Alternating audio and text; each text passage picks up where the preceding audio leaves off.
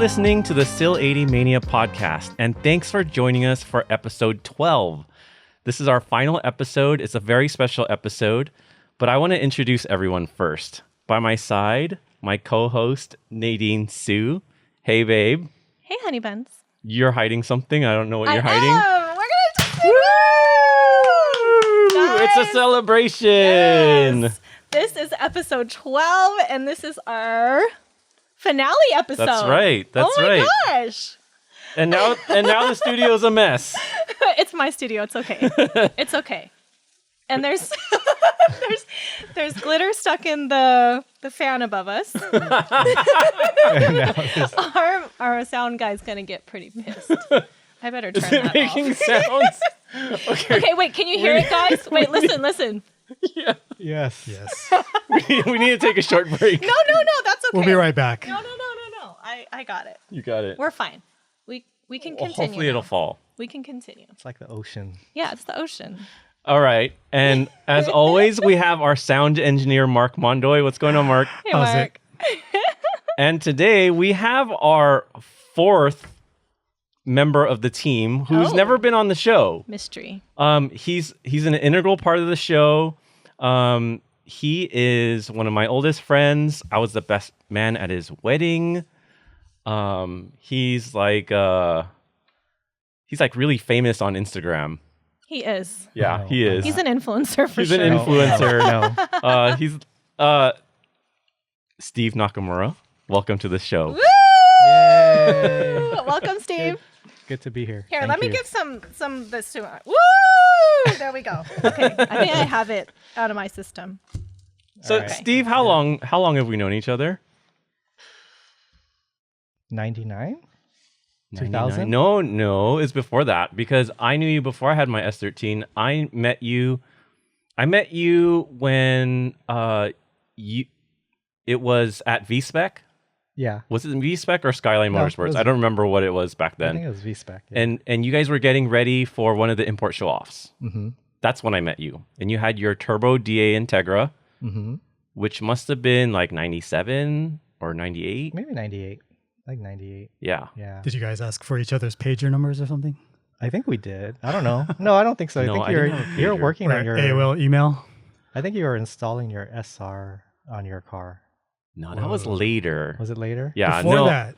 It was before that. It was before I had a car. Before I had a cool car. I was just some like kid, like like following you guys around at the shop, and Oh. like you had already been doing really cool things. You're in like Super Street a lot, and you've been in the scene for a really long time. And I want everyone to know like a really impressive fact about you. When did you buy your first Hachiroku? Oh, I was like 1992. 92. Damn. Dang. Yeah. Oh boy. That was a good car. And you've had how many Hachiroku since then? 2 coupes and my current one. Yeah, and your current one is really cool, Which you drove today. which you Yeah. drove today. Yes. It's same color red as my car, so Yeah. we're like twinsies in that aspect. Mm-hmm. Yeah, and if you guys are curious, we're gonna pop a picture of his car parked in front of my studio right here. So nice, so cute. And it's gotten a recent facelift, yeah?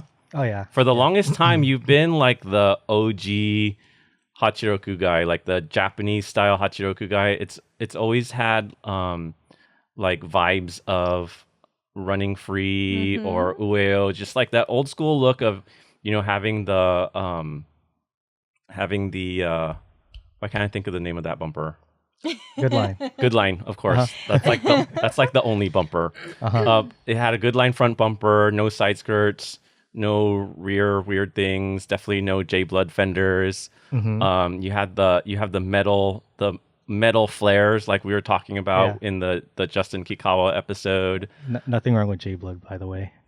And then it's you've always had really cool wheels, a lot of style. Like you've always had a lot of style. But yeah, thank you. but you got a facelift recently. Mhm. Tell us about the facelift. Oh, it's a full run-free Aero. Oh. So yeah, I wanted that for a long time, and I finally got it. Yeah. So So what made you make that jump? Because it's such a huge difference in style, right? Like you had the old, I would venture to call it like a purist style. it just looked the same way since 2005. So Yeah. I Needed to I just freshen wanted up. to change. Were it a you little. losing some interest in that style? No, it's just, I just felt Were you like I losing needed- interest in your car? No, Okay. not at all. You just wanted a change. Yeah, I just wanted something Yeah. a Yeah, little we get different. sick of looking at the same Yeah, thing. Yeah. that's why. I'm so sick of That's my why I car. went. I had a SileightyMania to begin with, right? And then I Mhm. went to 180 face. Yeah, That's the same reason why. I was just like, I got tired of it. right. I And feel like you need to go back. everyone's saying that. I don't Yeah. know if I'll ever go back. Should. But But we were talking about this a little bit before we started recording, though. Like Steve, how just the nature of owning a Hachiroku is just such a different like perception nowadays compared to like when you first got it, right? Right. Now it's seen as something exclusive, seen as something as like prestigious. Now Yeah, it's so weird. It's strange. I can't see it that way. It's Yeah. You have like a true classic car now. It's just I don't. Anyone who appreciates cars would, when they see your car, they would appreciate it. They know Oh. it's special. hey, Wow. Steve, tell us something really dumb that you did to your car early on, Oh. like a dumb mod. Do you remember the Um, very first episode we recorded? Yeah. And Nadine cut half her springs. Well, not dumb. we cut my springs. Well, tell in me. the Corolla. How when I much you first cut? bought- Well, we were stupid, and we didn't realize that the Corolla was independent. Was not independent rear suspension. Yeah. So we got one spring out, and we kept cutting it, but it wouldn't get lower. But we didn't realize that we didn't cut the other side. So we're like, why isn't it not moving? Keep cutting it. And then my friend was like, "Oh, we didn't cut the other side." So we had to match it. And then the car ended up being like super slammed, way lower than Way too low. That's way dope. too low. But How I was much of like, the springs did you cut by that time? probably like 3/4 Nice. of the whole spring. Hey guys, Steve wins. You went past half. Yeah. That's pretty Way- sick. No, way past half. Wait, see? Half is like not a big deal, guys. So, but yeah, but and it's So we crowned a new champion today. Yeah. You win. Congratulations, Yeah. Steve. Thank you. I mean, it looked really cool I'm sure. after, but it's Yeah. just Sitting. not looked what cool. not what I was expecting. Yeah. Okay, that's dope. awesome. I That's love it. awesome. Well, what does Steve do for the podcast?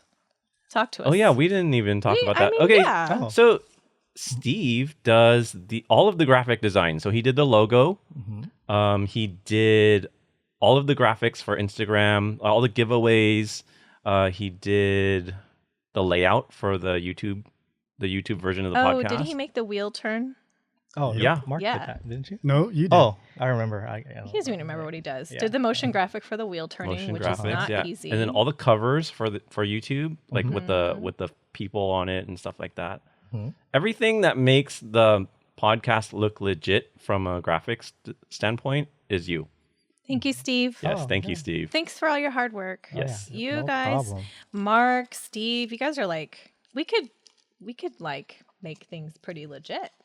I know. We got a good I mean, team. when we first started it, like we all were pretty dedicated to begin with. I just knew we wanted to have start the show running, Hmm. Yeah, So we sure did. And look where we are today. Look where we are. Look at us now. Yeah. what a mess. No, we're in it. We're in it. So I think this calls to break open some champagne. Oh yeah, let's pop I some brought bottles. out from my special stash this very nice champagne for you, which I hope that you all will drink with us. But if you don't want to and you want to be like this, then you get the Hello Kitty champagne, which is a berry mix, no alcohol. Hey, and you're listening to us at home or wherever you're at. Pop some bottles with us too. Yeah, we got to celebrate. Let's We're gonna do it celebrate. right. While Benson's popping the champagne, I want to go around the table because, I mean, we have to talk about the season. I kind of want to start out with Mark. Hey, Mark. Oh boy. I'm going to go one question at a time. So, I mean, I have some questions. We were thinking about the season. I was kind of re-listening to the whole season too, and I know that you probably remember. You memorize every episode because you probably listen to it like 65 times babe. before you give it to us. ASMR time. Hold on. Oh. Woohoo. Ooh, here. Yes. Hey, no, gotta make it nice. No bubbles. So Mark, what are you gonna do now with all your new free time? Now that the podcast, we're kind of wrapping the first season. We're going to take a little break, possibly. I think your workload's going to get a little lighter. Well, I got to take what I've learned from this first season. Are you going to be working and gearing up for the next season of the Drifting Pretty podcast? Oh, yeah. Oh, yeah. Actually, he's my sound engineer for that podcast as well. So, I mean, we did the first season of that before we did this show. I took, what I learned from that for this show. And, in turn, I'm taking what I learned from this for the next season of that show. Man, that means my podcast is going to be pretty legit now. Thanks, honey. So. All right. So let's cheers to this now. Why I'm trying so you don't give a lot of bubbles. Okay, that's Thank you enough. so Okay. much. All right, let's cheers, guys. Cheers to the podcast, Cheers. season 1. Cheers. Good job, you guys. Yay. Okay. I'm going to go around. Honey buns. Yes, ma'am. What are you going to do with all your new free time? I was thinking about getting into some fabric weaving and Stop. no, I'm not. But I'm gonna have so much more time. Will you? Yeah, I will. I haven't been able. Okay, we got the Z. We haven't been able to do anything to it. Oh, I know. I've been doing a little bit of work here and there, but I mean, I really want to drive. So Yeah. I'm Hell gonna go. yeah. I'm gonna go drifting. We're gonna We're gonna go drifting. Yep. I want to go on date nights with you. But I think what the listeners want to hear is I'm going to get ready for season 2. So there's a lot of things that I've been taking notes as we go on how to improve things that I haven't really focused on. And I mean, we know this is our first time doing this podcast, and we've learned so much. And I didn't want to make major changes in the middle of it. So, just coming up with ways to make it better. Oh, okay. And for me, what I'm going to do with my free time is work on my podcast. And I feel like my answer is kind of like Mark's, where I'm working on a different podcast and I kind of take what I learned from this one and apply it to that. And it's funny because I've been trying to tape episodes during this time that I've been helping Benson produce this podcast. So it's going to be interesting. And this podcast started off on the right foot because we had already done your first season of your podcast. So, this wasn't our very first effort. So it seemed a little bit polished right from the start, thanks to your podcast. Thank you. Thanks to Mark, for sure. Yeah, and then I'm writing a book. I'm writing my first children's book. And so that's something that I've been working on, but now I can is really cool. Focus more on that. And, I just want little boys and girls out there to know that it's just normal. If a little girl wants to become a race car driver and she actually becomes a race car driver, that's just normal everyday stuff, And Yep. so it's a series called Sachiko Goes Racing. It's going to drop in the fall of 2022. And just excited to drop the book. And, it'll be the first in a series. We're going to keep dropping the books. And I've got 4 books slated so far. So I'm really excited. And I may have some more extra time for that. But I kind of Oh my gosh. we're I on it. In the spirit of this episode, I listened to the very first intro episode that we did. Ooh. And I remember teasing you about all the hats that you wear and how you wear too many hats. No. And No, I don't. You're adding to it. No, I don't.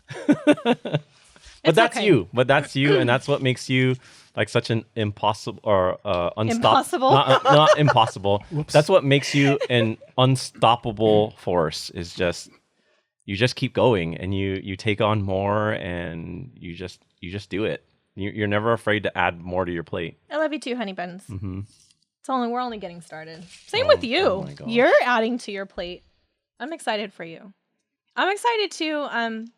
Steve, what are you going to do with all your free time? We're not going to be calling you hey, the giveaways and Yeah, I'm not going to send you emails. Sorry, Steve, I forgot to ask. Can you do this for me in 24 hours? Well, my role was not as big as your guys' role Yeah. in this, but not much to change. That's such a Steve answer. I know. Work on my Corolla more. Oh, Well, okay. That's it. Time permitting. Yeah. Yeah, I think that's a good. I like your Corolla. What can you possibly do next? There's a lot of things. So it's too much. You can go to the track with us. Yeah. Yeah. Actually, sure. there we For go. sure. SileightyMania Podcast track I was day. gonna say, can I say something? Like, over the course of this season, I've noticed we've talked a lot more about Hachirokus than we've ever done about Yes, S13s. sir. Yes, sir. We're gonna have to great. change the name of this show, the A86 Mania Yeah. Podcast. It was not intentional, but to be honest, when I tried to think about why that was happening, it's because Hachirokus were a more popular car than the S13. It had a bigger following when I first got started, right? It's a more affordable car. It already had like some culture in the US.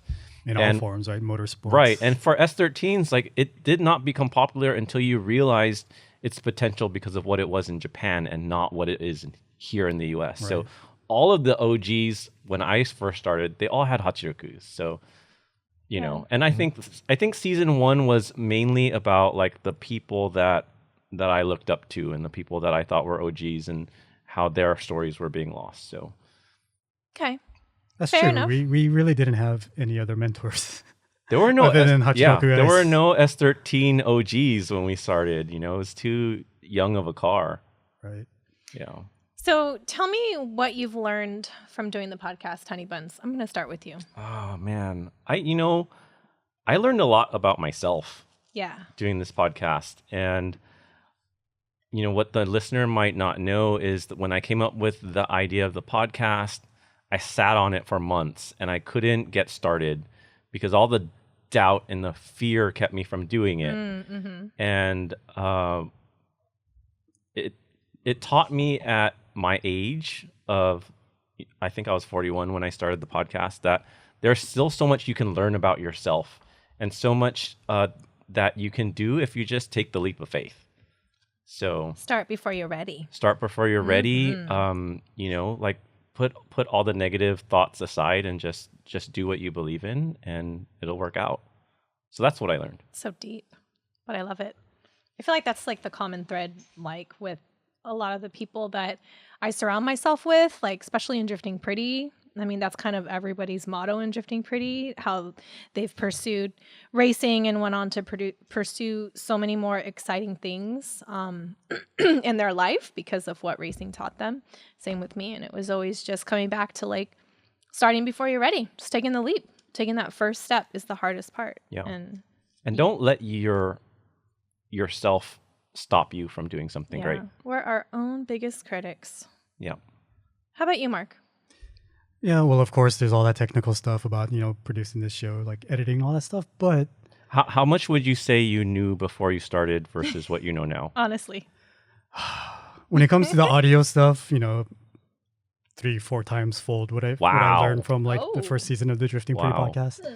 But I mean, besides that, like you were talking about, just like, what you learned about yourself, just what I learned about this is just how rewarding like I did not expect how rewarding it would feel just to receive the reception that it has. And, just the fact that people are not only appreciate or enjoying the show, but just the love that they give back. I wasn't expecting that at all, let alone, realize how much of an impact it would have on me. And it's just, it's so inspiring to just like, not only just to share these stories, but then seeing how people are learning and seeing how people are receiving it has just been so inspirational, Yeah, I agree. Agreed. And I don't think we talk about that enough, about just how many people, I mean, you can see on the comments in IG and on YouTube, but like people DM me all the time and they'll share their stories with me and they show so much support for me, someone who they've never met, right?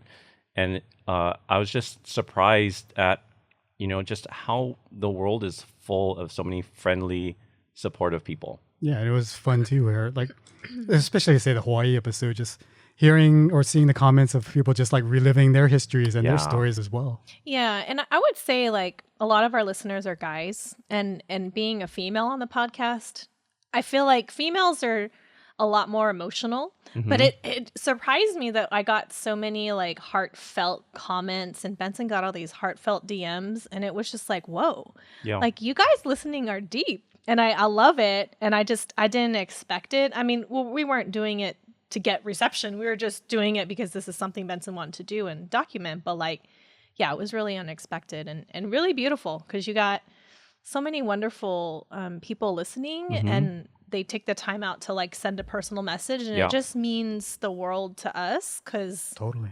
it was unexpected. But I think that is part of the nature of this show and its tone is like, it's not like I said at the beginning, it's not about just people bragging about what they did back in the day. It's really just sharing experiences and, to hear, listeners' experiences as well is just as meaningful. Yeah, totally. Yeah. And I guess since we're on the subject of unexpected things, one of the things I didn't expect was how, people would reach out to me and let them know that it made them feel nostalgic. Right. And to me, like nostalgia is nostalgia for a reason. It's because it reminds you of a very special time in your life. And I feel like, when you experience something that later on you realize is very nostalgic for you, it's because that very first experience is formative for you, or it really affects your life. And when we do these podcasts and it makes people feel nostalgic, I feel like it's creating a very special feeling for people. Yeah. And like that is something that I didn't realize we were doing for people. And like that is just it blows my mind that we can create that for people, and we're putting out like a positive energy out there for people. It's a shared experience. Yeah. Yeah. I know for me, like what I learned, because you guys are going deep. See, here we go again, guys being emotional. It's the alcohol. Oh, I'm going to go on the technical side. I didn't know, like I've done my first season of the podcast and I interview people that in my first season, I interviewed mostly people I already knew, like I already had an existing relationship. But, half the people that kind of came on to the podcast this season, I don't know them. Some of them I've known of them, but I wasn't their friend. So it was interesting to be an interviewer, to bring people into the studio, make them feel welcome. Even though I don't really know everything about them, try to ask the right questions to drill down to like how they really feel and who they are. And I feel like that's just such an art to be an interviewer and talk to people and make them feel comfortable, because we only have like an hour and a half with them. Like, I don't know you, but I'm going to interview you, and I have to be a stalker and figure you out so I can unlock everything in this interview. So I think I got good. Like, you got really good. Hey, I guess it gives me a chance to give both of you your flowers for this show. Oh, because, Mark's giving flowers. I mean, you guys literally set the tone for the show. And just like you said, there a lot of the guests we had, either A, we hadn't seen them in decades, or B, like, it was the first time actually meeting them. And it's through your personalities that they're able to get comfortable and, talk as if you're longtime friends from the get-go. And that's not an easy thing to do always, and, it's because of who you are. And you guys have always been like that. You've been genuine. You've been, heartfelt in how you've approached people. And it comes off. And that's why I think these guests are able to, feel at ease with being themselves, because they're not, you say you bring out the hard hitting questions, but you're not really, you're not attacking them or anything like that. You're just digging in a little deeper than, they might expect. But, that's part of, like I said, that's setting the tone for the show. And I think, that's why we have the listeners that we do, because, you guys are really good at, like I said, getting the guests comfortable and, have fun themselves. Like, how many times have we finished and they're just like, yeah, that was fun. Yeah. Yeah. And like a lot of these guests, it's the first time they've ever been on a podcast or an interview like that. So that's on you guys. Oh, thank you, Mark. Yeah. Hey, let me pour you some more alcohol. Please. Dude, Mark's so sweet. He's so sweet when he's on alcohol. I'm loving this. Steve, don't give him any. I know, right? He turns into the Hulk. It'll be the opposite. I can give you some, Steve, Complete if you grievances. want. No. Don't feel left out. All right. Steve, I'm going to ask you a question now. You ready? Okay. Which interview surprised you the most? Surprised. You can exchange that for memorable. memorable. Yeah. Probably with Yoshioka. That Oh, was like one of my favorites. That was your favorite because one? that's your Yeah. boy. Okay, Yeah. that wasn't that hard to Because- guess, That's a cheat. Steve. He's cheating. Because he said people who drive A86 are manly. that was kind of surprising. Actually, What was surprising about it? it was just you never hear that. Like What? You don't hear what? the quote. Like it's to drive a Corolla is manly, the manly thing to do. Yep. I love that he said that. You don't remember that? No, I totally remember that, but I'm just wondering why that. I mean, I think I've always understood why it takes like real aggression to drive a 86 well. So it didn't surprise me, I don't think. It surprised me because when I think of don't get mad at me, Hachiroku guys. I love you guys. But Oh snap. here we go. When I think of a Hachiroku, I think of this low Yeah. horsepowered old rickety car Yeah. that's kind of like it's a Corolla, Mm-hmm. you know, and it just has a little bit of a stigma, Mm-hmm. right? And then you guys, the Hachiroku drivers, you have to make it look dope. You got to make it go fast, but Yep. you can't sell out and go like you can't put an SR in it because then people get mad at you. Oh, here it comes. then- Here it comes. Yeah. I hear the No, haters no, no. calling. Oh my god, no. But what I'm saying is, like, I totally get what he was saying because in my eyes, I don't always think of like Hachiroku drivers as manly men, but when he put it that way, I was just like, oh snap, that's deep. You're right. So I was very surprised. So I understood. Not so surprised by what he said. Just that I don't know that he said it. Yeah. Yes. Just the fact that it was recorded. Yeah. Him saying, yeah. Yeah. You know, like, honey, when you explained it that way, I have as a fan of like really good Hachiroku drivers, and you're saying how Hachirokus are so underpowered. I have an observation to share with you guys. When I watch someone really good in a Hachiroku, what I see is not the car doing well. It's never that. I always feel like I'm seeing that driver's aura because a Hachiroku does on its own, it should not be going as fast or looking as aggressive as they do because it's really hard to do that. So I always feel like if someone's doing really well, I'm like, oh, I see that guy. Like I see the person. I don't see a Hachiroku drifting. It's kind of a weird thing that I see in my head. But when I see someone really impressive, I'm like, oh, I see the person. I don't see the car. Mm-hmm. So Mark, what interview surprised you the most? Actually, I would have to say Yoshioka as well. Oh, Um, wow. It was just so much fun. We finally get to have a guest to give the Japanese perspective on American drifting and just Mm-hmm. it was such a cool opportunity to hear just like a totally different perspective on that time of drifting's history. And just I wish we could have spent another 4 hours on just asking like everything about D1 and that whole era from Japan to the US, but just even getting the opportunity to speak with him was just such a fortunate. He said he would come back. I would really look forward. He's like, after the interview, I had all these stories come up. Like since I guess he doesn't really think about the past too much, but he's like, after the recording, I started thinking and like, there's all these things that I wanted to talk about, and so he wants to do it again. How many of our guests have said that? Yeah, a lot of them. We'd be happy to have them all back too. A lot of them, but I just can't believe we got such a legend to be a guest on the podcast. And Totally. I hear people call a lot of people legends, and that it might be true, but like you cannot deny that Yoshioka is an AE86 drifting legend. Yeah, if you don't know, you got to know. So Okay. that was so crazy. Yeah, Yeah. it was. I know for me, like in terms of surprising, I think I realized that I didn't know a lot about Hawaii, like drifting in Hawaii, until we did those 2 Hawaii episodes. They're most fresh in my mind too. It's easy to say that, but Mhm. I honestly was a little bit ignorant about drifting in Hawaii. Like I know it was there. I kind of took it for granted, and it was just really surprising to me, like all the things that went down that I didn't understand and know about. Yeah. And how, like in perspective, like how the track closing really impacted not just drifting in Hawaii, but like the shops in Motorsports. Hawaii and Mhm. just friendships and like it's just crazy. I never thought about that stuff. Well, yeah, like Yeah.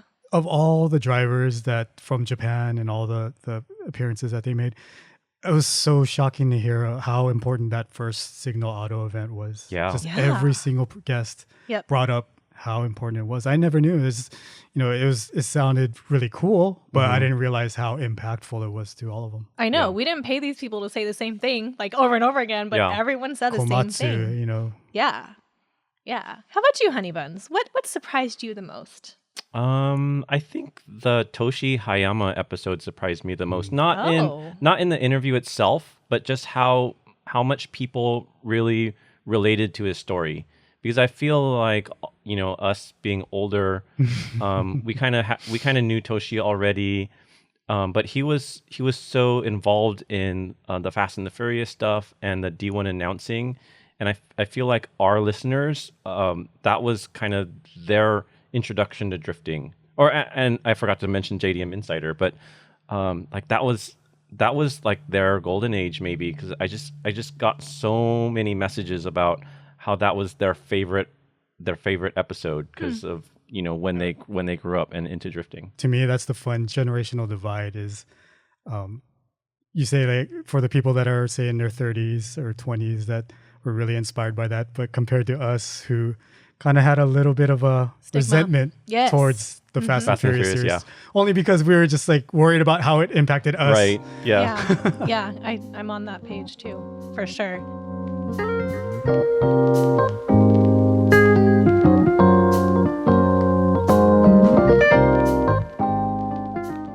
Moving on to the, I was going to ask you guys like what was the most fun to record, and I have to start out.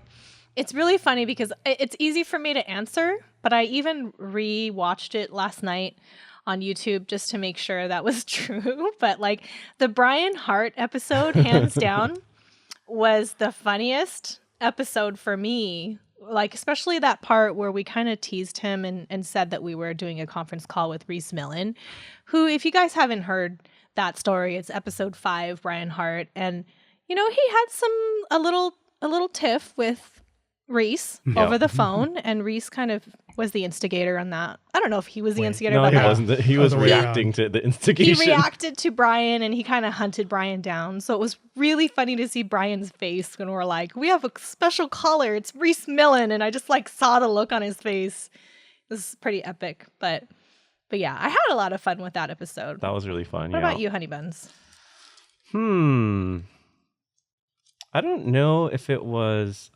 I mean, they were all such a blast for me to interview all of these people, but I think maybe Slide Squad for me. That was the most important for me for the rest of the season, just because, we broke our teeth on that episode, and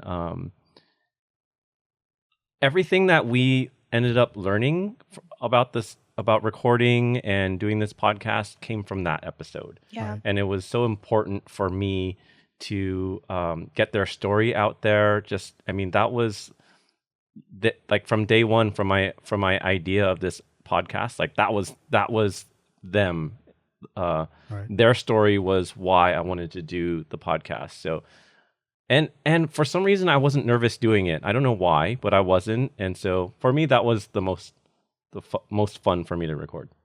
What about you, Mark? Well, first of all, actually, I want to thank Mark and Dave for that one too, because not only were they helping us cut our teeth, but they helped set the tone for the show and the season, because they were so fun, so funny, and it really showed the vibe of what this show was supposed to be, and exactly what I was hoping it would be. They had such good stories. They have such good energy, and the way they vibe with each other, and they dealt with all of our inexperience too, right? So I want to thank them for that too. Yeah. But as far as my favorite, I mean, the moment you brought up the idea of the show, like the first thing that popped in my head of bringing stories that haven't been heard was Hawaii. And to finally get the opportunity to hear from the people involved themselves, I'm so thankful that we were able to get so many guests that we were, and they've all not only had great stories, but they really did put together just kind of a tapestry of what Hawaii drifting was. And Ooh, tapestry. and like how not only important it was to them, but just, it's really set the story of Hawaii drifting and how important it was to America's drifting. Yeah. And, like I said, it's something I always wanted to learn and, hear about, and to finally get those stories on wax, like you say, is like just completely just heartwarming to me, Yeah, when we came up with the idea to do this podcast, it was Slide Squad. Like, I knew I needed to get Slide Squad, and I need to tell the story of Hawaii. And everybody in the middle, like I knew I had an idea of who I wanted on, but those were the two anchors for me. So it was really appropriate for me to start it with one and then end it with the other. Oh yeah, I didn't realize. And we had 8 people on. Oh man, for Hawaii. I never counted it, but I just counted it right now. We had 8 people. It kind of felt like editing 8 episodes. It was so much work. It from beginning to end, right? Not even just the post, not just the recording, just like lining everybody up, doing the homework, finding out if they're available, and if they're available, like, do they have the equipment? Do they have the time? And we were the straight time up mailing difference mics to Hawaii, and then that's right. I need to get one back. But mule them. 100% worth it. Yeah. No regrets. That was the most sure. fulfilling one, I think. Just, being in the trenches with you guys, recording till like 3 a.m. our time to get interviews done. Yes. That was a really good experience. And I think as adults at our age, like, doing something so special that we're up, we're working together for like that many hours and really like burning the midnight oil, and like, that wasn't something that I've done for a really long time. Same. But Mark, side question, what episode was the most difficult to edit? Because guys, like, wait, before you answer. I think I have Drink an idea. some alcohol. I think I have an idea. So like when Mark edits an episode, it's not just like, oh, let me slap an intro and a sponsor message and an outro. It's completely not like that. He takes out people's awkward silences. Maybe we might mess up a question and we have to re-ask. Maybe someone said straight up the wrong thing, like Leighton saying the wrong zip code, and then Mark has to flub it to make it work. That never happened. Yeah, I just uncovered something right now, guys. And so just things like that come up, and it's up to poor Mark to like fix. Right. And just figure something out and just pull it out of his butt and be like, I figured it out. We say this all the time where we get things on wax, right? And so we are making sure to get stories or history like in a place where it'll always be there. But it doesn't quite work if someone, like, we understand what they're trying to say, but they say it wrong, or it may be misconstrued. So a lot of times it's up to Mark to make it right. Yeah, and we got some storytellers that come on to our podcast, and they will go on and on and on, and I love it. But maybe we were talking, it like came to like talking about something that was nothing to do with the question we asked. Or the podcast. So, it's all good. So anyway, roundabout question we formed for first, you, Mark. I want to ask which one you thought was the hardest for him to edit. Oh, which one I thought? Yeah. Oh, Alex Pfeiffer. What about you, Steve? I think maybe Hawaii. Hawaii. There's so many people.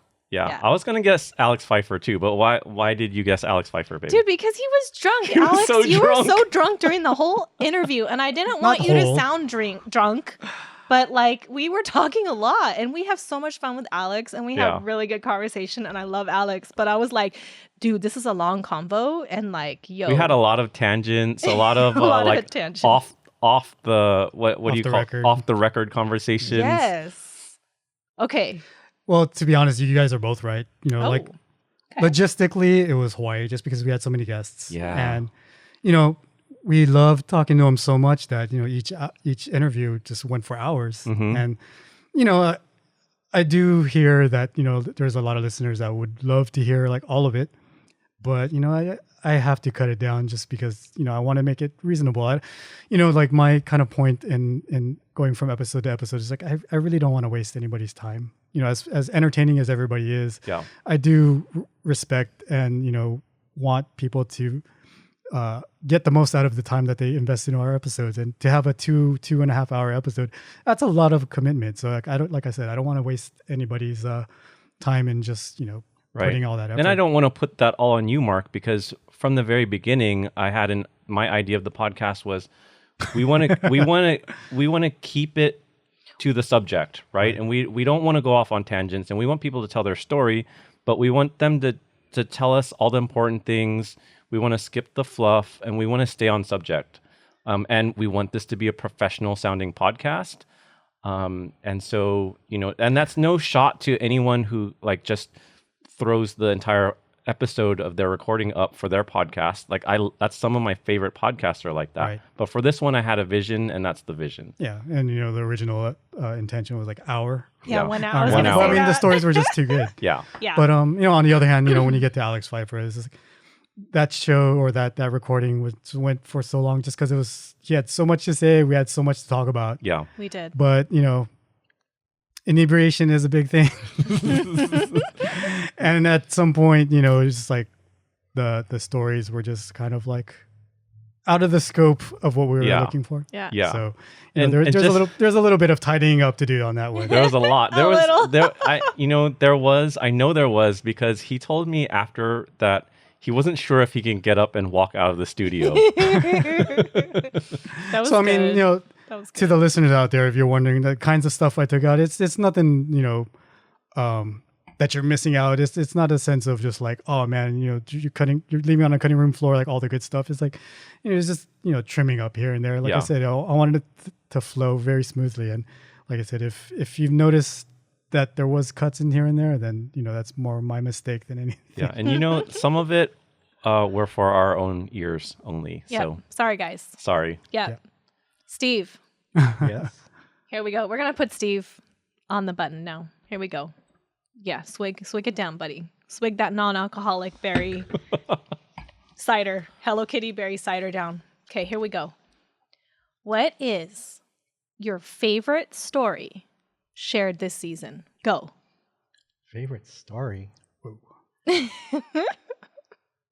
It'd be with Yoshioka again. Oh, God. Okay, here we what go. story is that? Okay. The one where he was running away from the gangsters. Oh, and rushing to put 2 lugs on his I can't wheels imagine and running that, man. and driving away and trying to hit them. I was like, I had to re-ask that for him. I was like, can you clarify? Like, he was kind of mowing over that story, and I was like, wait a minute.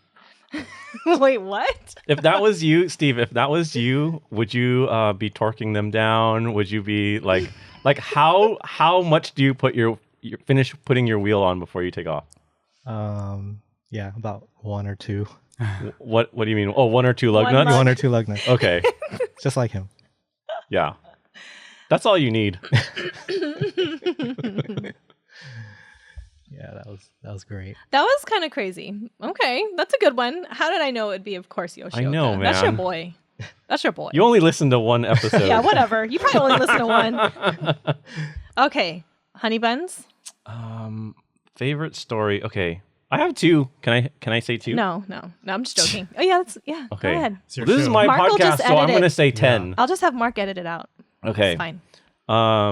My first one would be the story that Moto shared about his time in the car with Keiichi on the drive back to LA from Vegas. Like okay. that. Like I just can't imagine being in a car. Like one, it's hard to imagine just having a personal conversation with Keiichi. 2, it's a whole other thing to be in a car like close quarters with this man for like 5 hours. Yeah. And just like imagining the things that they're talking about, and you getting to possibly see the real Keiichi, like, not having to do it on a camera. Right. Yeah. Like that's just like one of those things once in a lifetime opportunity. Yeah. And guys, we're talking about episode 4 with Motomiwa. Right. Yeah. And if you haven't heard it, that's a good Please. one. Got the inside. Yeah. inside That was track. really, really cool for me to hear. What about the other one? And the other one is Dave talking about his time with Hiroshi, and like you brought up that video where he's eating his bowl of noodles. Yep.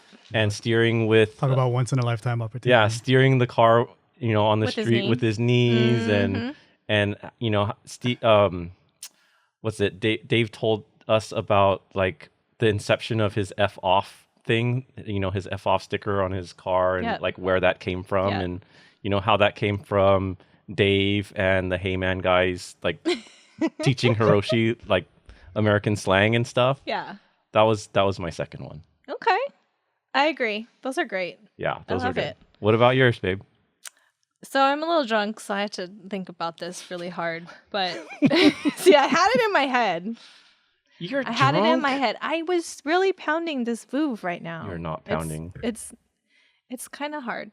Okay, I think I have one, especially, and don't forget to top me off. Yes, ma'am. Yeah. So I liked when we had Toshi on because I felt like we had kind of like a behind the curtain look at things. Oh my gosh, there's no more champagne. Sorry. Wow. Sorry, y'all. You guys are alkies. So I liked when Toshi kind of brought us behind the curtain and talked a little bit about Motorex and kind of what went down. And I felt like it was kind of an expose. Yeah. Like we were kind of hearing about things that we hadn't heard of before and just about people's character and kind of what all went down and the kind of general vibe around that time. And I appreciated that. And also hearing about how Fast and the Furious came about and what the demons he had to battle signing on with Fast and the Furious. Because they're kind of like the same demons I had before I signed on with Fast and the Furious for that the little things that I did for Fast and the Furious. It was like crazy because Toshi had the same sentiments that I did where, the sellout versus like, you got to keep it real, like make sure it doesn't get too out of hand kind of situation. Yep. But yeah, I mean, that's episode 6, guys. I mean, there's a lot of behind the curtain stuff. I know Toshi's name is like, you may not all know him, but I mean, he's got some really great stories in that interview. And that story with Motorex, that almost didn't make the cut for the episode because I remember talking about it with you guys, and I knew it was like a really cool story for him to tell because not many people can tell it, but it didn't have anything to do with drifting. So that was a question in my mind. Do we talk about this or not? But I'm glad we did. Yeah. Yeah. I mean, we're just reporting, and I felt like it deserved a piece. Yeah. Totally. Yeah. What about you, Mark?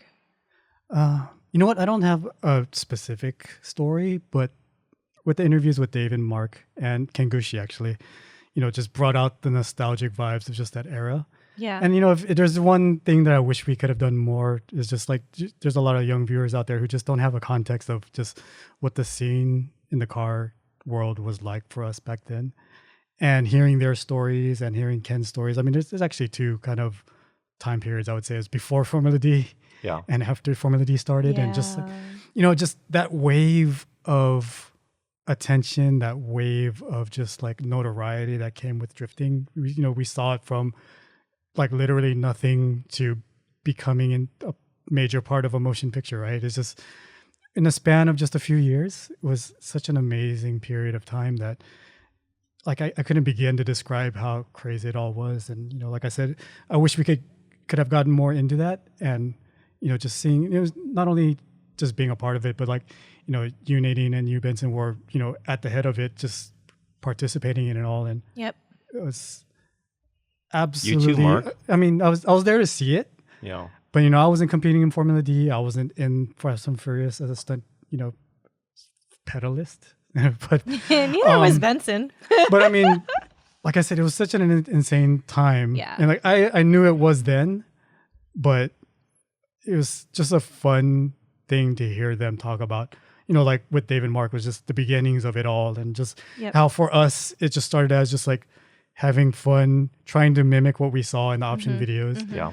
Going to Ken and seeing it just on the big stage in front of thousands of people. And like I said, it's just a span of 4 years. Yeah. Was, like I said it before, but it was really an unprecedented time. And, this was just kind of like our piece of history that, is maybe not important in the scheme of things, but just important in like just the history of motorsports. And I think that's something that, we got to share with all the listeners and viewers out there. It's really cool. Yeah. Agreed. I love that. All right, here's my final question. It might not be my final because I do ask the heavy hitting questions, and these really haven't been heavy. So I'm going to ask the last easy question. What is your Well, I want the heavy favorite- one first. Heavy one? Yeah. Okay, here we go. What is the most underrated episode? Ooh. Oh. You guys, the wheels are turning. No, I know have it already. To. Yeah, I know it already, too. All right. Okay, honey buns. Okay. For me, the most underrated episode is the Nick Fuseki's episode. Oh. Just because of what he was able to do for drifting before anyone realized how big drifting would be. Like he was 100% all in before he knew. And I mean, he had a feeling, he had an idea, but what he started became really huge for, his involvement with Drift Show Off kind of paved the way for other drifting competitions, including D1 and Formula D. Like he was the first major brand to back drifting. Yeah, and that's huge. Yeah, and a lot of people don't know who he is. I don't think it has as many downloads as it should, just because you see his name and maybe you don't know who he is. But when you see all the things that he's done, and you realize it was because of this man, and of course he admits that he couldn't do it without his team and all the other people that were working with him. He's so selfless. He's so humble, But he is right. But we need someone to sow the seeds or come up with the idea or lead the way, right? And that's what he did. Mm-hmm. I agree. I'm gonna go next. I think the most underrated episode is Tommy Chen's episode, and Tommy Chen is so OG that y'all don't hit play. Okay, like that's how I feel because my first introduction to like wheel-to-wheel racing or drifting on a real racetrack, which is what we kind of talked about, in our Hawaii episodes. It was kind of like, y'all were just in Cali drifting around cones. But Hawaii was drifting on a track. And the only other place that we were drifting on a track was Willow Springs at Tommy Chen's events. Yep. And we have Tommy to thank for that in speed trial. And I feel like he was an integral part of my beginning of my drifting career is getting that experience wheel to wheel on a real racetrack at Willow Springs at Streets of Willow. That was huge for me personally, and I feel like it was huge for a lot of people starting out in drifting was Tommy Chen speed trial events. So if you haven't heard that episode, it's episode 8. Yep. Shame on you for not listening to it. Hit play after this. And to think, Tommy Chen came from a road racing background, right? And road racers, I guess all traditional forms of racing, road racing, autocross, what have you, they hated drifting, right? Not hated, they hate to this day. Yeah. but this guy as a road racer took a chance on us, and he involved us and gave us the opportunity to drift on a racetrack. And it just takes the first person to do that, and he did. Yep. What about you, Mark? Actually, in the same vein, it's just like I bet in the future when they talk about the history of drifting, they talk about any motorsports. The names that have come out first are always the celebrities, the stars, like the drivers, because those are the personalities that stand out the most. The frontliners, right? But for me, it's Motomiwa's episode because people who set up the opportunities for drivers to improve, to get out there, are never appreciated. So these are the people that build the foundation for people to do what they want to do. Like when it comes to motorsports, you can't have celebrity drivers if they don't have a place to drive. Yeah. And for Moto to in the same way Tommy did, he's take the chance and to organize events and like become the first one in at least SoCal to start formal drifting events. Like I can never thank him enough, and he can never get enough praise for all the hard work he did. And it's an understatement to say how hard it was, right? He'll never admit because we don't know all the things that because he he'll did. never admit how Yeah. much work and just how much just pain and suffering it took Right. Yeah. to convince these people that like track owners, insurance, people to like drifting is something worth investing in. Right. Someone had to take that step, and it was a leap. It wasn't a step. He underrates himself. Yeah. It's like kind of like, I think it's not the viewership. It's like Moto underrates himself. right. Yeah. He didn't give himself enough credit. And it's like not only can I never give enough thanks, but it could never be understated just how much of an importance Yeah. he was Yep, to the agreed. history of Yep, yep, drifting. Yep. Steve? Yoshioka. I'm not sure on the analytics, like viewership, Yeah, of on any course. of the videos. Yeah. But I agree with Mark. I think because what he did for drifting was pretty huge. Yeah. Like that was the first event I ever drifted Same with at me. or Yeah. tried Yeah. learning to drift was at a Drift Day 1. I just saw pictures. Oh, was it at Drift Day 1? Drift Day 2 actually. When your car was Panda. Yeah, and then I had that oil spill over and then smoke coming out of the exhaust. Right. Yeah. Oh But my I gosh. think well, I don't know the viewership on that particular one, but I think Yeah. it was pretty important.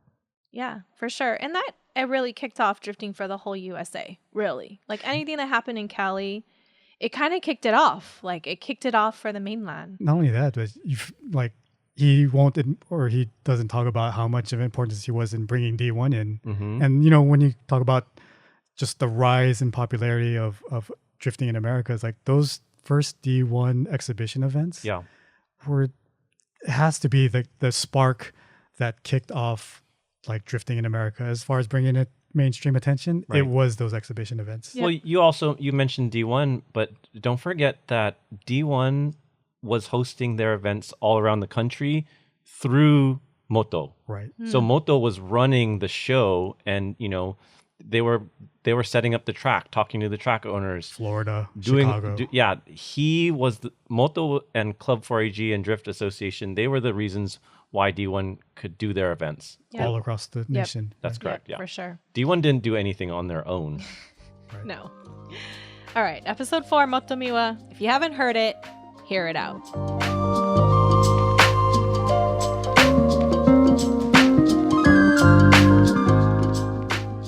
So I want to move towards talking about something. Benson's like the humble guy, right? Would we all agree? But Benson's been working really hard on something else. And, now that he's got this podcast under his belt, he's been working on something called merch. Yeah. And he works so hard, and he has been like hiring designers and firing designers and like trying to figure out like how to get his merch going. And me as like a producer, I feel like I'm not helping enough, and I'm so sorry, babe, but you're killing it with the merch. And so Not yet. I'm really excited to announce that our merch will be coming out, and I'm actually going to put a due date because type A people do that. They It'll love- be they the love merch due dates. the merch will be on our website podcast.SileightyMania.com when this episode releases. How about that? Look at that. You've changed. You've changed. Okay. You heard it here. And I'm really excited to announce the release of our merch. And, it's funny because Benson's been working on this for many, many months. The entire podcast, he's wanted to drop merch. And he did it. He finally did it. And he sat down with many designers. It's not done yet. I mean, it's just it's press getting print. there. It's Control P or No, Apple P right it's now. getting yo. there. Like it's not there yet.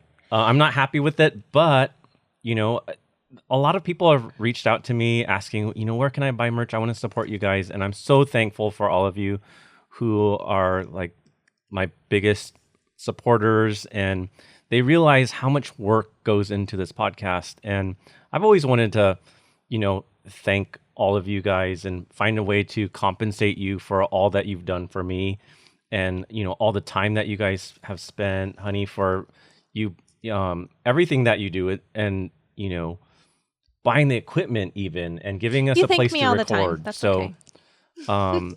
yeah, so this merch is really for you guys, for a way so that I can give back to you guys. So I want to do a good job. I want to, I love clothes, so I want to make something that everyone will love too. So look out for it.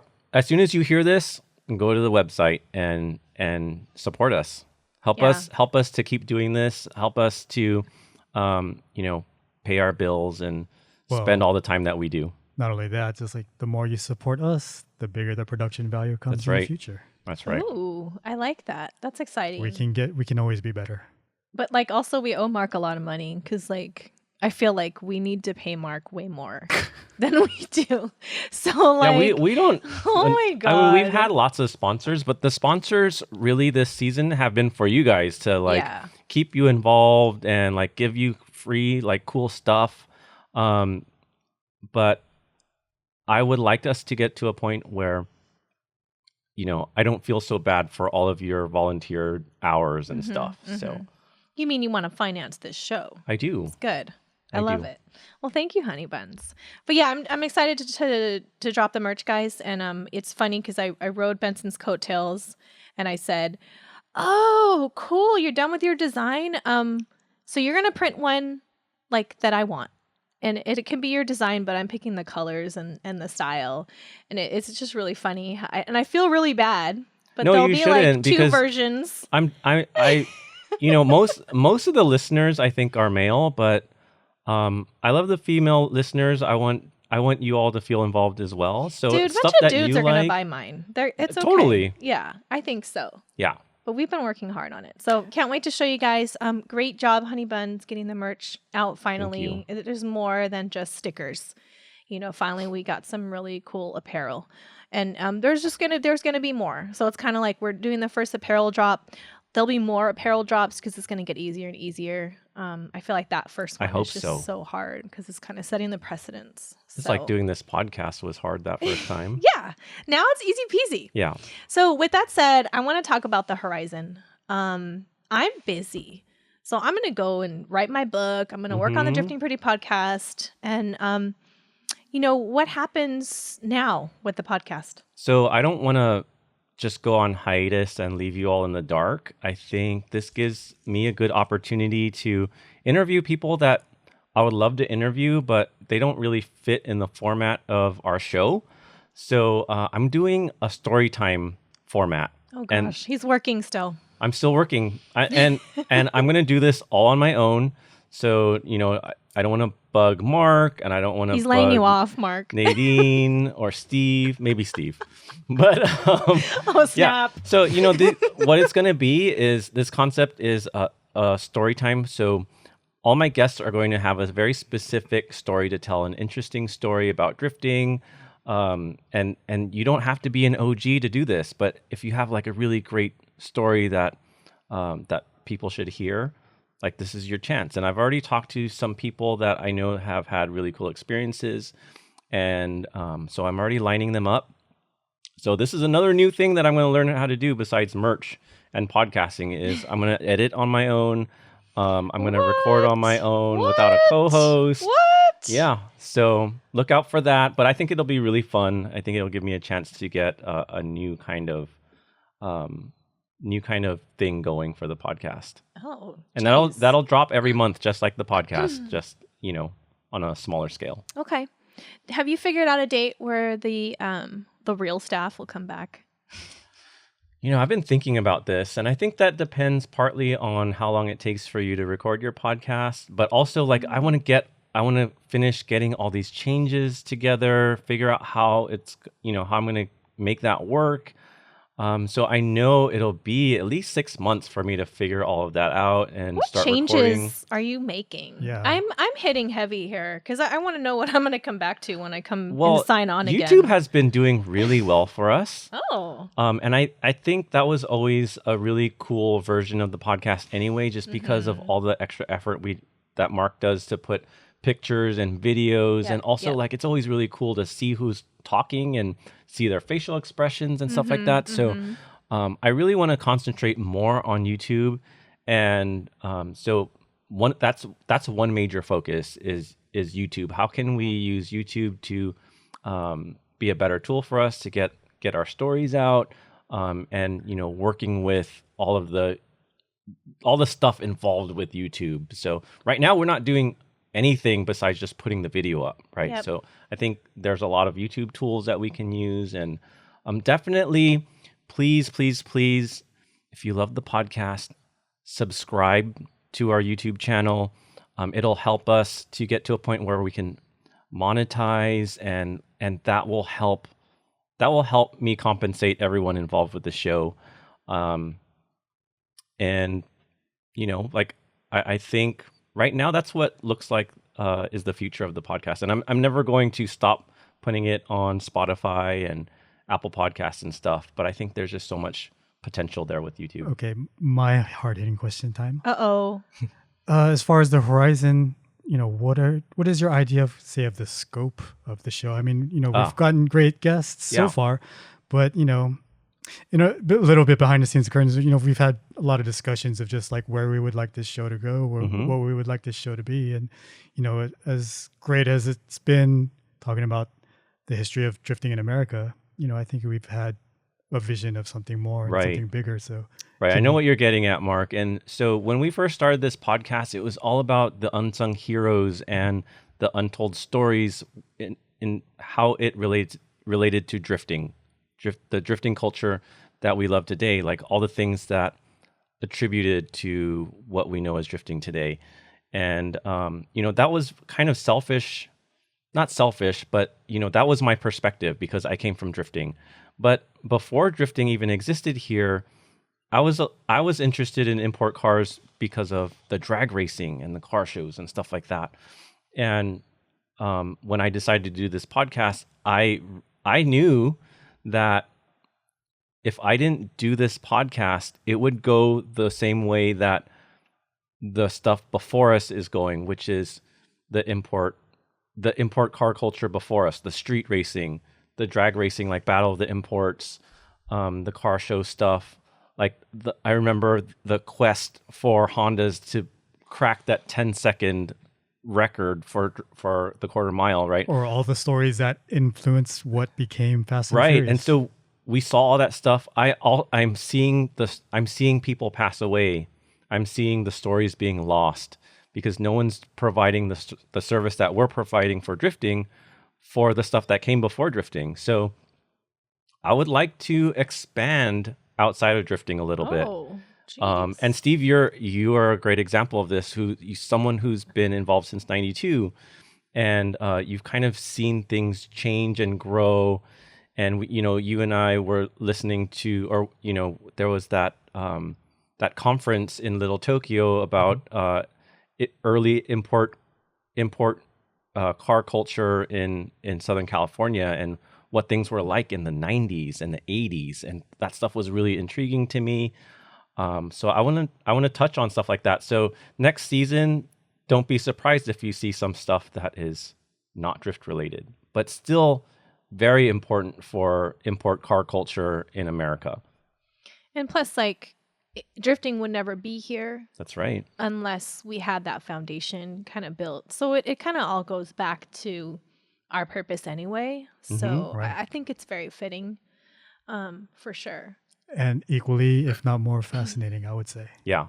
It's kind of more like hidden. Yeah. Like, Right. I feel like we're going to have to dig even deeper. Talk about unsung heroes and Right. unsung stories. Right. That stuff that Yeah. goes way back. But, I also don't want to ignore what's going on today. And I want to have some guests on that are doing really cool stuff today. And I see that they are changing the direction of drifting culture in America because of the cool new things that they're doing too. Yeah, agreed. I love that. Okay, honey buns. We're excited. I'm ready. I'm excited too. Good luck with your story time. Thank you. Can you give me Good a luck. preview? Can you give me a preview? Like tell me one story time guy that you're gonna have on. I'm putting you on the spot because I asked the. Okay. Mm-hmm. Well, I've reached out to my good friend Chob from the Midwest. Oh. And he and his Team Proceed, went to Japan, and they spent quite a bit of time there traveling Japan, going to different tracks, and they got to drive drift cars on the tracks that we all watched when we were younger. So he has a really cool story to tell about his time in Japan, and I'm looking forward to that because I feel like with the current format, it would be hard to get someone like Chob on the podcast. So I'm excited. Love that. Yeah. Shout out to Chob. No Yeah. pressure, buddy. You're up. Steve, this is my last heavy hitting question for you. I know like Steve's a quiet dude and he didn't expect to be on this long. Steve, what do you want to see more next season? Like give Benson some advice because you're an OG. You straight up had like an Integra with the drag turbo. Okay. And you've had multiple Hachirokus. Like I would say that you definitely are an OG. You have some insight. Go. I think there's more people More like people. older than me. Older than you. Oh well, of course. Whoa. But then, no, I mean that he should talk. Sorry. That he should talk to. You know, like Okay. people like who probably did it in the 80s even. Tell me your top two. Top two. I really like put people Yeah, on the who spot. are your Put influences when you got your first car? Who are your influences? Well, there weren't really any. You know, you weren't really looking at influences back then. You just liked cars and you just bought a car. But Right. I'd say one would be Junior from Redline Racing. Mm-hmm. Oh, He'd be a really good one. okay. And I want to say Ken Miyoshi, but I do too. You know what? you know, Just say it. I mean, Holy Benson, Grail. I know. Jeez. Like, And I know you say Ken Miyoshi because he was in that conference that I was talking about. And he was talking about the old Nisei Week cruises and the stuff that you guys used to do back then. right. So he saw a lot more, I think. Yeah. yep. I love it. Okay. Thank you. Thank you very much. Mark, your last heavy hitting question of the season. Oh, snap. I said that. You said it. Oh my Bittersweet. gosh. I want to hear your two people that you would love to see on because I know Benson has his list, right? I know his list is very long. There are people that approach Benson that are like, I think I should be on your podcast. I tell him who I think should be on his podcast, but like, we're just going to add to the list. Like, who are your top two? Okay. You know what, like going back to when Benson first proposed the idea, like there's two things or two stories that immediately came to mind. The first season we've already tackled, which is Hawaii. Mm-hmm. The second is Robbie Nishida, Oh. the story of Okinawa and Heyman. Yes. Them, like, you know, they don't get a lot of, I mean, they're kind of known, but, you know, the story of them is just something I've always wanted to learn. I've heard secondhand stories, but I'd really, really like to learn of just like, you know, there's a lot of Western influence because of who they were, but then, you know, they're in Japan. Mm-hmm. So they're almost caught between two worlds. And, you know, they weren't, they were part of drifting history in Japan. Yep. But they were very unique and very distinct. Mm-hmm. And it's just a story that I've always been intrigued to hear. Yeah. And like if we could get Robbie on and hear, you know, firsthand of just like how it all came about and, you know, his experiences, like I'd love to hear that. I don't know. Second, you know, there were so many great guests that we had in the first season. So literally pick any one of them and have a round two. And like, you know, I as much as, you know, great interviews that we've had, I still feel that we've kind of just broken the surface on what we could have talked about. So just to delve deeper into any of their stories, like, you know, we've mentioned it before, just how many of the guests have just said like, oh, you know, there's so many things that came to mind and there's so many subjects we could have talked about. Like, well, hey, let's bring them back and let's get into that because, you know, this history is so rich and the people that we've had on have not only been so integral, but just have so many stories to tell. And, you know, it'd be great to just, now that their memories have been jogged, to finally get the great, like deep down stories that like would be really entertaining to hear. Cool. I have another one. It. Oh, Go for it. Steve, Another Steve's request. speaking up. Oh my gosh. I really want to see. Yeah, well. Gen Terasaki. Yeah. I think Dai Yoshihara. Yeah. Yeah. would be great. He's on the list. He's Okay. on the list. That's Dai good. made it to the list. Good. Hey, Dai, you're being summoned. I've already talked to him about it. Okay. Oh, He's good. Okay. All good. right. We gotta like that. Oh, Dai's, he's good. He's coming. Yeah, and I'm not trying to tell you who to have on the podcast, but I'm just giving you sweet suggestions. But we need a Girl Drifter episode or two. Oh yeah. And, you didn't know you're in season 2. Whatever. I feel like That's those not are a joke lies. either. You are. That's if I behave. If I'm good. No Mr. alcohol Type for A. you. yeah, it's I know, just no alcohol another for Alex me. episode. Oh god.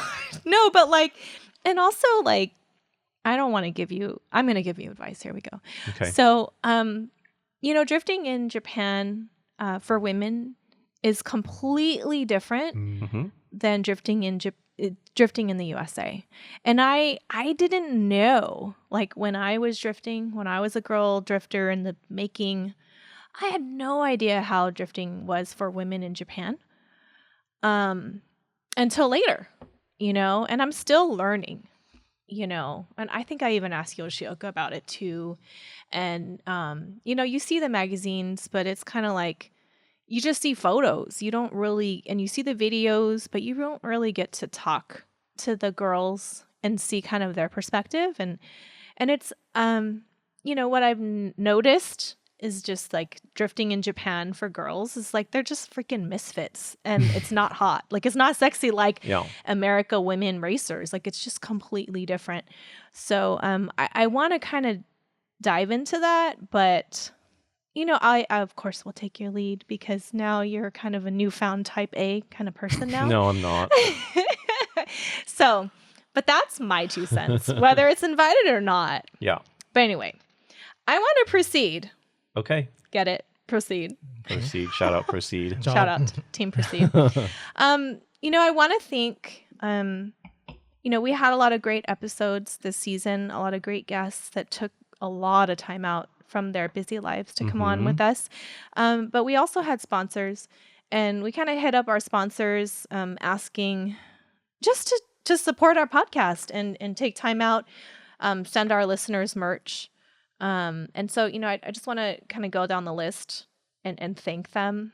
Falcon was a big one. They actually sponsored our podcast twice.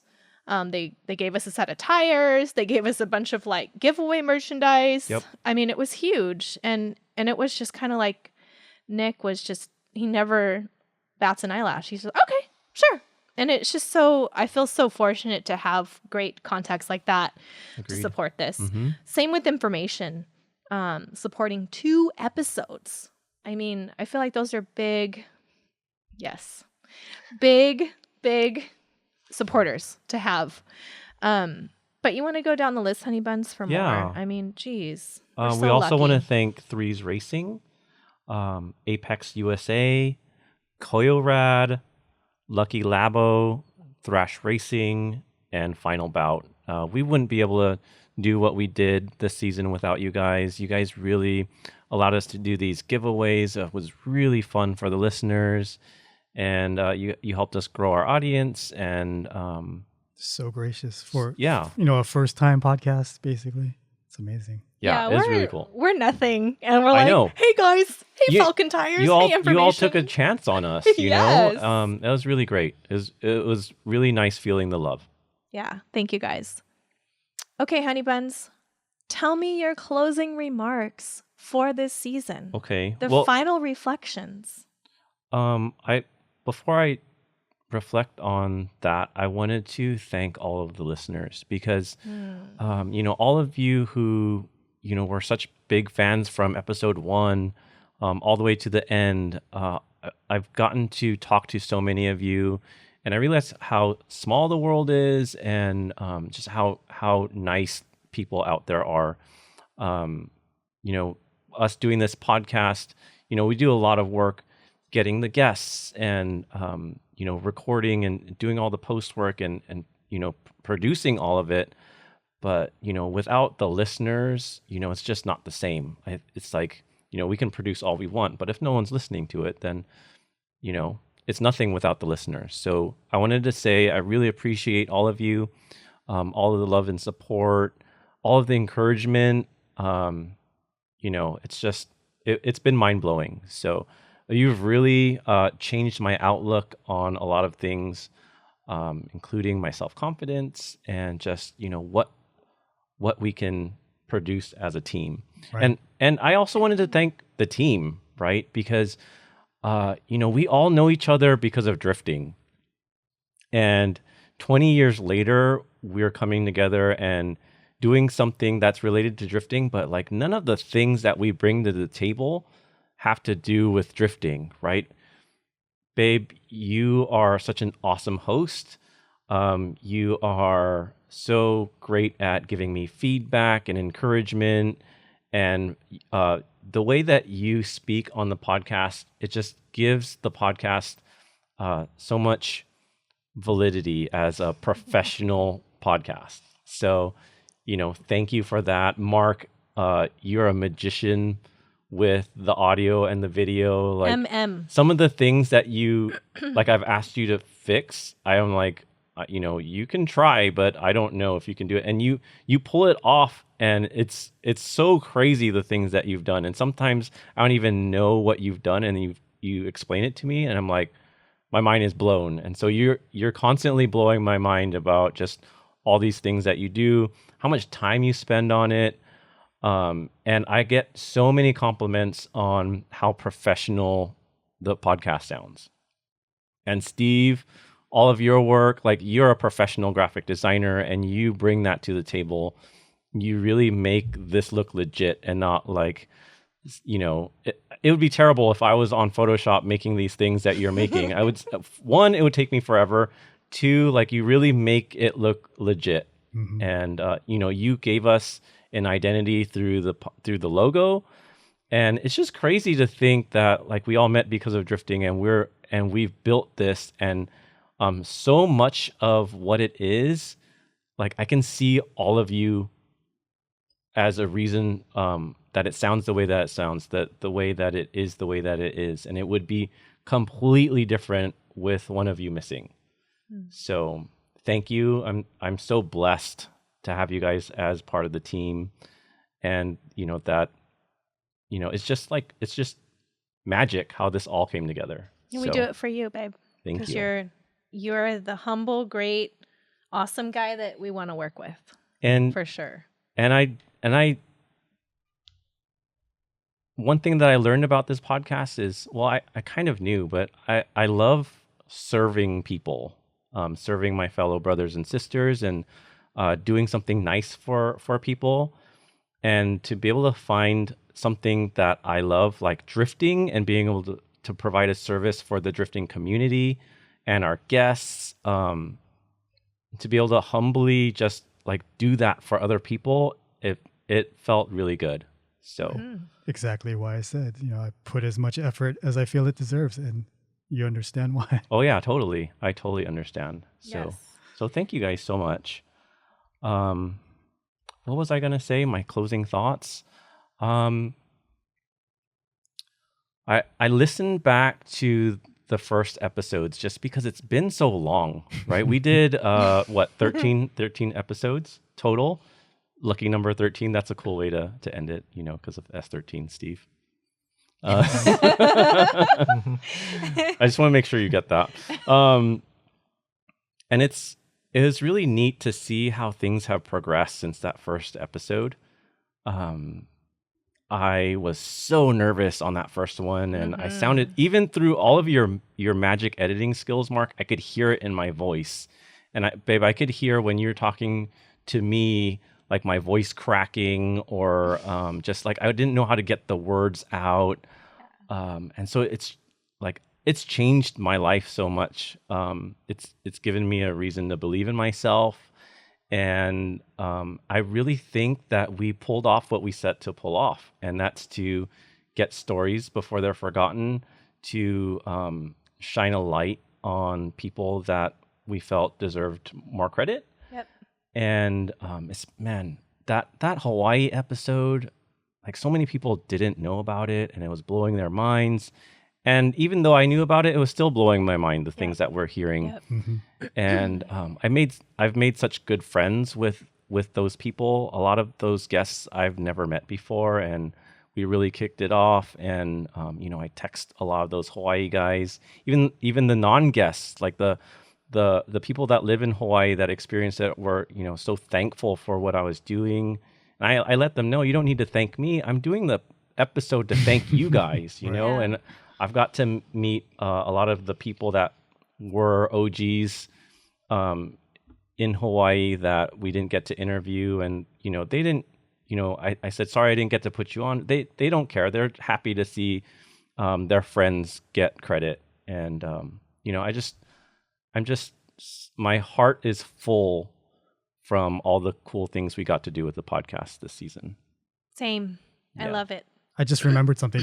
There is a second guest specifically that I did want. Oh, Mark's going back. Yeah, because I'm willing to bet the listeners out there would love to hear Benson Sue's story. Oh. Because it's always a side. You get kind of stories here and there. You get experiences here and there. But we've never actually delved the whole episode into hearing his. Mm-hmm. Exactly. Mm-hmm. He's the last person to want to speak. I can't interview myself. Don't worry. I can interview you. Yeah, and can Mark and Steve. I'll think about it. We'll think about it. We'll let you know. There are so many. I mean, I've told him in person, I've said it but to get it out, it's just like going back to just the idea of this podcast. Mm-hmm. Like the reason why I always thought like Benson was the perfect person to host is because like he has a ton of experience and insight as far as, just being part of that scene, obviously. Yep.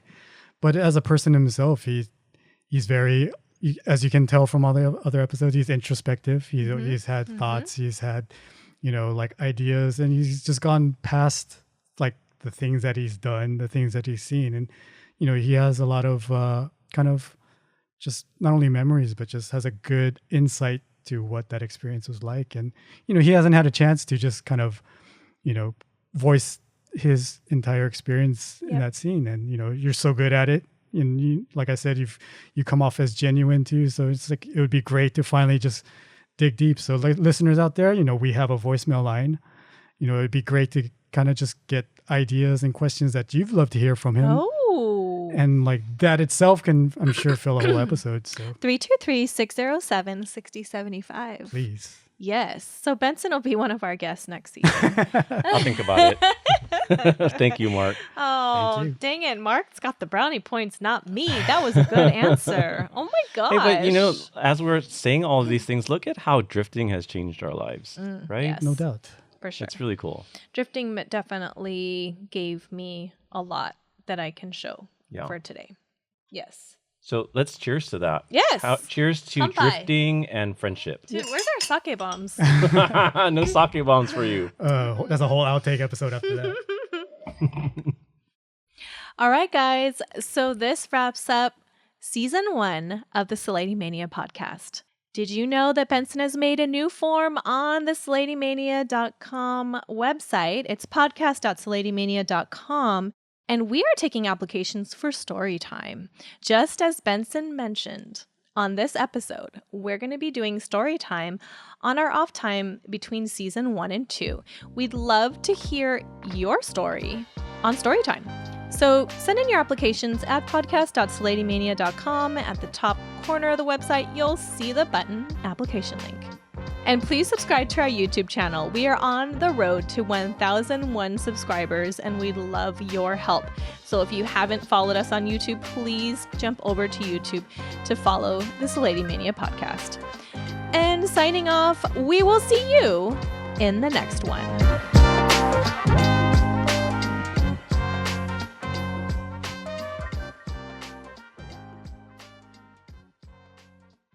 And we are taking applications for story time. Just as Benson mess.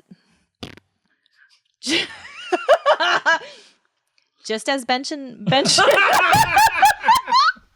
my God! Shut up.